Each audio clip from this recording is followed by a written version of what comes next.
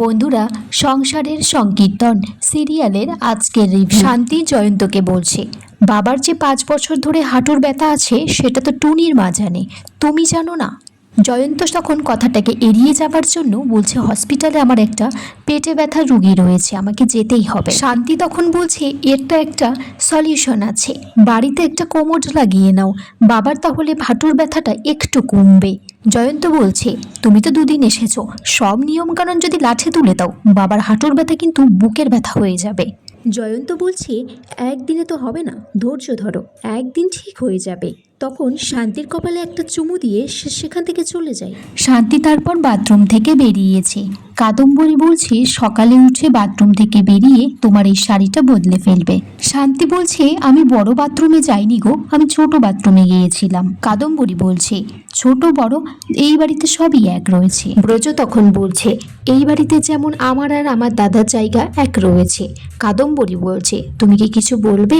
ব্রজ বলছে, হ্যাঁ, কি তো বলতে গেছিলাম সে তো কমপ্লিটলি ভুলে গেছি, মনে পড়লে পরে বলবো, এখন আসি কেমন। আবার নিয়মাবলীর বই পড়ে বলছে যে সকালে প্রাতকালে উঠে নিজের বস্ত্রটা পরিবর্তন করতে হবে। কাদম্বরী বলছে, এই নিয়ম কিন্তু শুধুমাত্র বাড়ির মহিলাদের জন্য, মেয়ে বউদের জন্য, ছেলেদের জন্য নয়। বংশী তখন মনে মনে ভাবছে, এই বাড়িতে মেয়েটা নতুন এসেছে, ওর উপর এখনই একসঙ্গে এতগুলো নিয়মাবলী চাপিয়ে দেওয়া কি ঠিক হচ্ছে? আমার তো একটাই চিন্তা হচ্ছে, বধূ নির্যাতনের কেস না দিয়ে দেয়। মদন তখন সেখানে এসে বলছে, ও মামা কি ভাবছো? বংশী বলছে,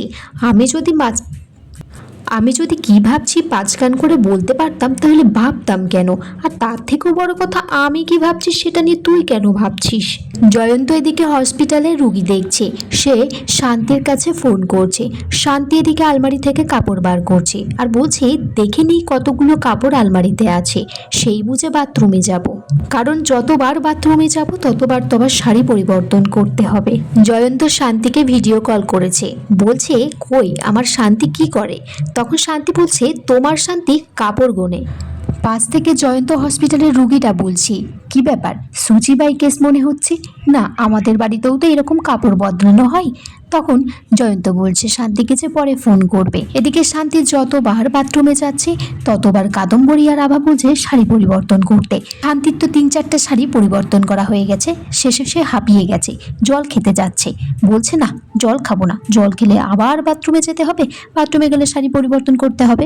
কোথায় ভেবেছিলাম এই বাড়িতে এসে শ্বশুর মশাইকে পরিবর্তন করব, তা না সারাদিন শাড়ি পরিবর্তন করতেই সময় চলে যাচ্ছে।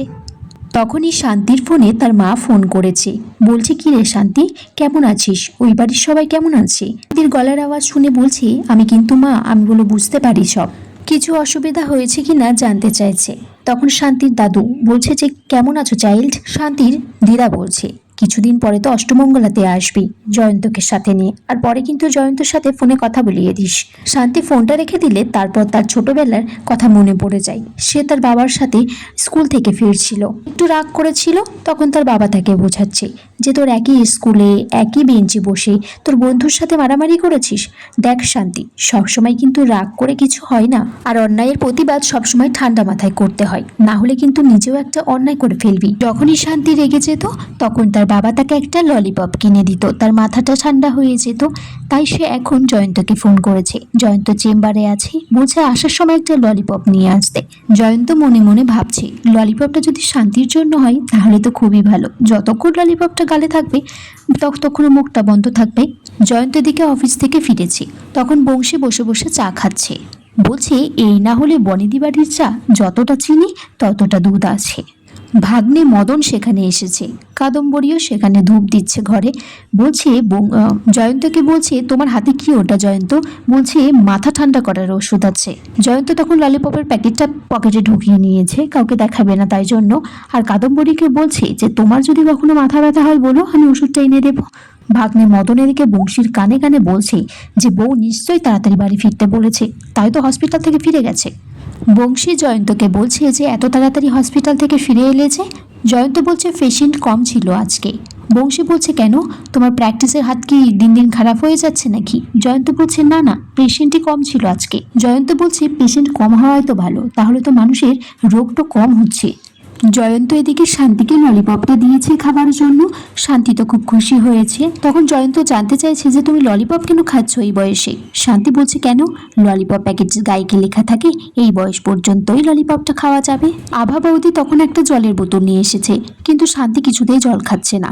জয়ন্ত শান্তির কাছে জিজ্ঞাসা করছে যে সে জল কেন খাচ্ছে না। শান্তি বলছে যে যতবার বাথরুমে যেতে হবে ততবার শাড়ি পরিবর্তন করতে হবে, তাই জলটা আমি কিছুতেই খেতে পারছি না। জয়ন্ত তখন বলছে এই কথাটা আমাকে বাবাকে বলতেই হবে। তখন সে উঠে দাঁড়ায়। শান্তি বলছে, যতটা কনফিডেন্ট নিয়ে উঠে দাঁড়াচ্ছ বাবাকে তো কিছুই বলতে পারবে না, বাবাকে আমায় বলতে হবে।